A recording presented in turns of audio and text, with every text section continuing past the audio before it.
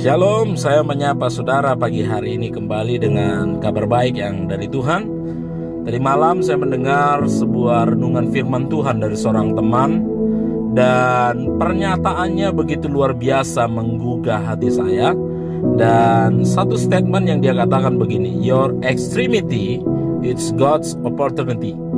Jadi maksudnya adalah situasi-situasi ekstrim yang kita alami, situasi-situasi krisis yang sedang kita alami, bagi kita itu ekstrim, bagi kita itu krisis, tetapi bagi Allah itu adalah kesempatan baginya menyatakan perkara-perkara yang luar biasa di dalam hidup kita. Dan kalau kita lihat contoh-contoh di Alkitab, Bapak Ibu, banyak sekali contoh-contoh ekstrim yang luar biasa. Salah satunya bangsa Israel ketika keluar dari Mesir, baru keluar dari Mesir menuju tanah Kanaan. Di depan mereka melihat ada laut merah. Kalau mereka lanjut mati tenggelam. Dan di belakang mereka itu ada ribuan tentara daripada Firaun sedang mengejar, ingin membunuh mereka. Itu situasi ekstrim. Tetapi tahukah saudara, situasi ekstrim itu bagi orang Israel itu ekstrim, tapi bagi Allah itu kesempatan bagi dia untuk membelah laut. Wow. Jadi jangan takut situasi ekstrim. Murid-murid pernah mengalami situasi ekstrim dalam hidupnya. Ekstrimnya apa? Mereka disuruh naik perahu. Ini disuruh Tuhan loh. Mereka disuruh naik perahu dan tiba-tiba di tengah jalan perahu itu diombang-ambingkan gelombang dan mereka nyaris mati. Dan ketika mereka nyaris mati, itu situasi ekstrim. Dan tahukah saudara, dalam situasi ekstrim itu kesempatan bagi Tuhan menyatakan siapa dia. Dia jalan di atas air, Petrus bisa jalan di atas air, dan danau itu menjadi reda. Situasi ekstrim yang dialami murid-murid merupakan kesempatan bagi Tuhan untuk menunjukkan siapa dia sebenarnya. Kemudian sahabat-sahabat Yesus, Lazarus sakit keras, diminta Yesus datang. Itu sudah ekstrim. Tapi lebih ekstrimnya lagi, Yesus gak datang. Sampai Lazarus mati, itu parah sekali ekstrimnya. Sampai Lazarus mati, dikubur, sudah 4 hari dia membusuk. Itu ekstrim banget. Tapi situasi ekstrim itu menjadi kesempatan bagi Yesus menunjukkan siapa dia. Bahwa dia Allah yang bisa mengubah kematian menjadi kehidupan.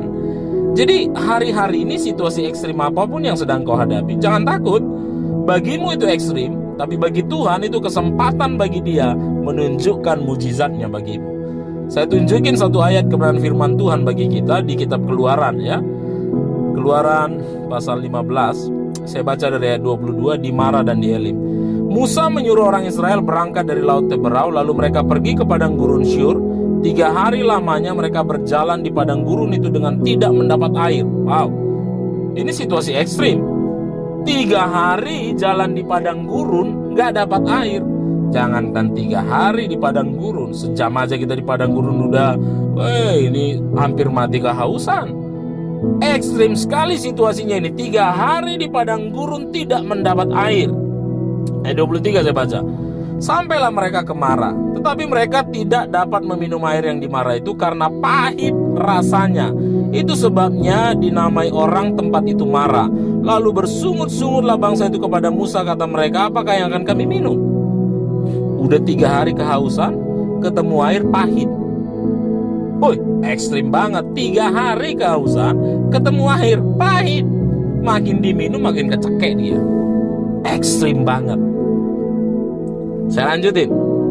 Musa berseru kepada Tuhan dan Tuhan menunjukkan kepada sepotong kayu. Musa melempar kayu itu ke dalam air, lalu air itu menjadi manis. Di sanalah diberikan Tuhan ketetapan-ketetapan dan peraturan-peraturan kepada mereka. Di sanalah Tuhan mencoba mereka. Wow, ekstrim banget. Tapi situasi ekstrim itu menjadi kesempatan bagi Tuhan. Bayangin, air pahit. Tuhan suruh Musa ambil kayu. Kayu dilemparkan ke air itu. Air itu berubah menjadi manis. Wow. Kayu, hanya sebatang kayu yang ditemukan di situ, merubah yang pahit menjadi manis. Saya tidak tahu sepahit apa yang kau sedang alami hari ini, tapi situasi-situasi ekstrim itu, kalau kau alami situasi ekstrim hari-hari ini, itu kesempatan bagi Tuhan membuat mujizat dalam hidup saudara. Saya mau beralegori sedikit. Kayu itu bicara apa?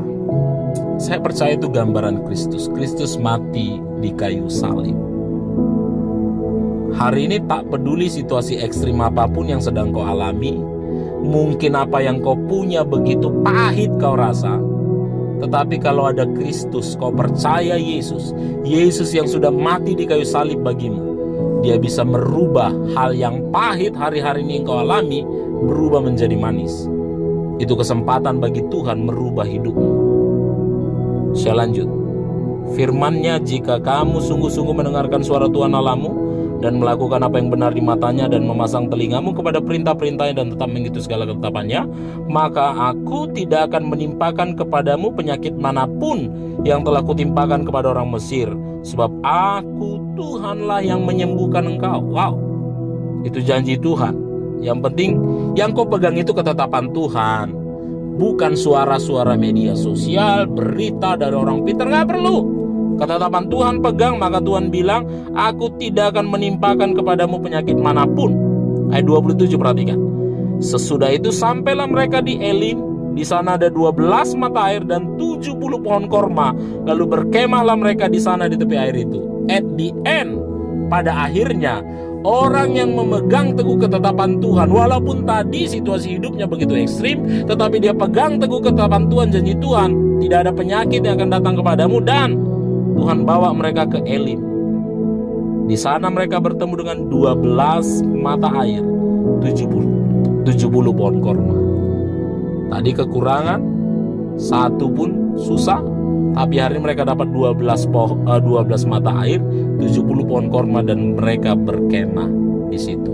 Saya berdoa setelah melewati krisis ini, engkau akan temukan Elimmu. Kalau kemarin sumber penghasilanmu cuma satu, melewati krisis ini, kau akan temukan 12 mata air, 70 pohon korma itu, dan kau akan bersukacita luar biasa.